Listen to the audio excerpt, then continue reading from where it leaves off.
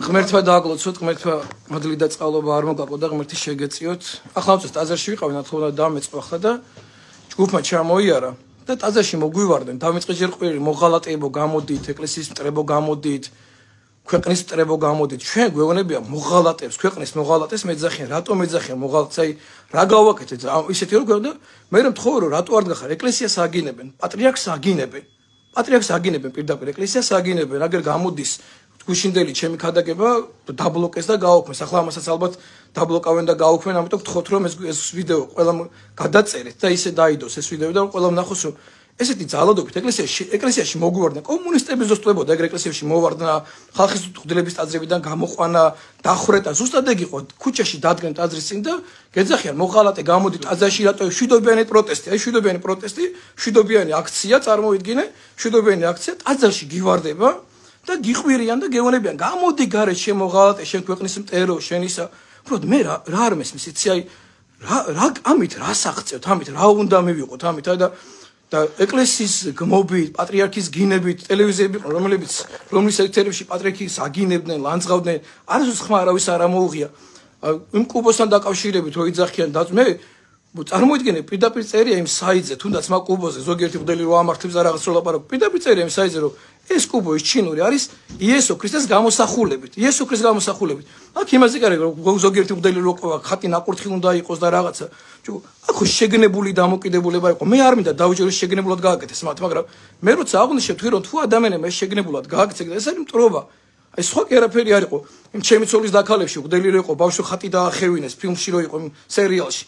რატომ იყო ადამიანებს მიაჩვენ ამ ხატის დახევა, წმინდა ხატებზე ვიღაცების სურათების გამოხატვა ესე დაიწყო კომუნიზმი სხვა კი არა სხვაგანაც კი არ დაწყებულა ეს კომუნისტურისა ეკლესიის დევნა და ეს ამდენი წელია ეკლესიას გულანძღავენ გვაგინებენ ქვეყნის სტრესს გვეძახიან რუსოფილებს გვეძახიან ადამიანებს და რუსეთის მომხრეებს გვეძახიან ადამიანებს რუსეთის მომხრეებს ერთადერთი ვინც თურმე წინამდე იყო რუსეთის ეკლესიის ან რუსეთის პოლიტიკის მე ვიყავი ყოველთვის რა შეიძლება რუსოფილები ხარ თქვენ ვინც ამას მეუბნებით და რუსული ნარატივები გაქვთ თქვენ ვინც ამას ლაპარაკობთ ესა ევროპა ეს არ არის ევროპა არ არის ძალადობა ევროპა არ არის მივარდნა და ადამიანის აზრის გამოხატვის წინააღმდეგ წასვლა თუ ადამიანი არ გეთანხმება ამის გამო შენ არ შეიძლება ადამიანი ჩაქოლო და გაანადგურო არ შეიძლება ადამიანები დედმამიშვილები ერთმანეთს კარგავენ იმის გამო რომ მეორე ადამიანს სხვა განსხვავებული აზრი აქვს ეგ არის ევროპულობა რა გვინდა ეგეთი რამე თუ ადამიანს განსხვავებული აზრის გამო ადამიანს კლავდა თუ შენ ას არ ეთანხმება ადამიანი ამიტომ შტერია ქვეყნის ესე რომ ადამიანზე საუბრობ ესეთი რაღაც ან ვინ გაიგო ეგეთი ეკლესიაში რა შეიძლება მოვარდნები ეკლესიაში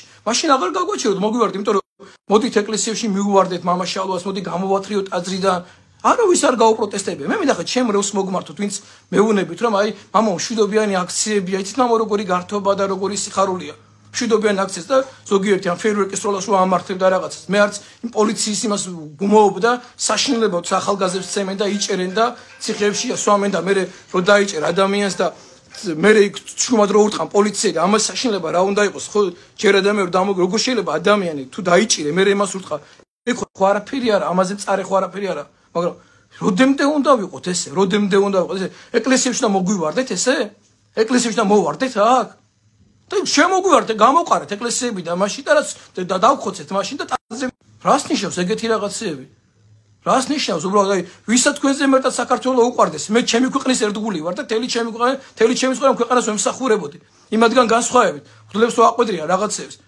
80,000 ხელფასები აქვს ისინი სამშობლოზე ლაპარაკ გაჭირებულებს და მის ოპერატორს ჩვეულებრივ პატოს 1200 აქვს ხელფასი შენ ამ ხელფასზე შენ და შენ ზრუნო ქვეყანა შენ გინდა ქვეყანაზე იზრუნო ეს ხალხი ზრუნავს ქვეყანაზე თვითონ რომ ჩამჯდარები არიან იმაში მართლა და ხალხი მართლა რომ გაჭირებაში არის მოვიდნენ აქ და ის ხალხი ჩემთავროდადიან გაჭირებულები მაგად გაუგზავნე იქ ამ ხელფასები და დაეხმარონ იმ ხალხს ჩამტკვარები არიან თავენ თქონებაში და ხალხს იყენებენ და სულ ხალხის იმით არიან მართლა უნამუსოები და მართლა ქვეყნის გამყიდველები არანაირი ღირსება ამათ არ გააჩნია და არაფერი ამათ არ გააჩნია იფიქრეთ რა მართლა ესი არ არის რა მე ამ ქვეყნის შვილი ვარ და ამ ქვეყნისთვის ცხოვრობ და მე ქართველი ვარ და თელი ჩემი ასები საქართველოზე დამეწეს არც ერთი ქვეყანა არ მეყვას ყველაზე მეტად მეყვას ჩემი საქართველო და ჩემი საქართველოს შვილი ვარ და ამ ქვეყნის შვილი ვარ და ყველა მიცოდეთ ეს რომ მე ვარ ქართველი და ამ ქვეყნის შვილი და არასოდეს ჩემ გულში ჩემ სულში ქვეყნის სიყვარულს გარდა აღარაფერი ყოფილა და დაელაპარაკეთ იმას, რა ვისაც ქვეყანა მართლა არ გიყვარდა,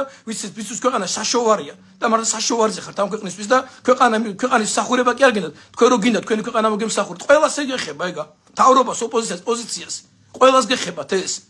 ვისაც ქვეყანა პირადი სარგებლობისთვის გყავთ. ვისაც პირადი სარგებლობისთვის ქვეყანა, მე ჩემი ქვეყანა მიყვარს და ჩემი ქვეყანაზე დავდარდობ აქ. ეყობათ ბოლოს და ბოლოს, მართლა რა არის, მართლა ამ დიდ მარხვაში, მართლა რა გჭირთ, ქრისტე უნდა დაიბადოს. ქრისტე უნდა დაიბადოს. თქვენ მთელი ბავშვობა, მთელი ჩემ ქვეყანას მიუძღვენით ჩემი ცხოვრება, რაც შეგნებული აზროვნა მოხ ჩემი ქვეყანაზე მეტად ქვეყანა უყარები არასოდეს. და ჩემი ქვეყნისთვის ცხოვრობ და ჩემი სამშობლოსთვის ცხოვრობ. და ჩემი ერისთვის ცხოვრობ, მთელი ჩემი არსებით და მთელი ჩემი შეგნებული ცხოვრებით. ჩემ ქვეყანაზე ზურფაზე არავინ არ არის. არავინ დედამიწის ზურგს და მე არ ვიქნები არავის მონა და არავის შეხედულება ესე მე ვერ დამელაპარაკე, მე ქართველი ვარ. სული და ხორცის ქართველი ვარ. და ამ ქვეყნის შვილი ვარ. ჩემი შეცდომები, ჩემი ცხოვრები და ჩემი ყველაფრით.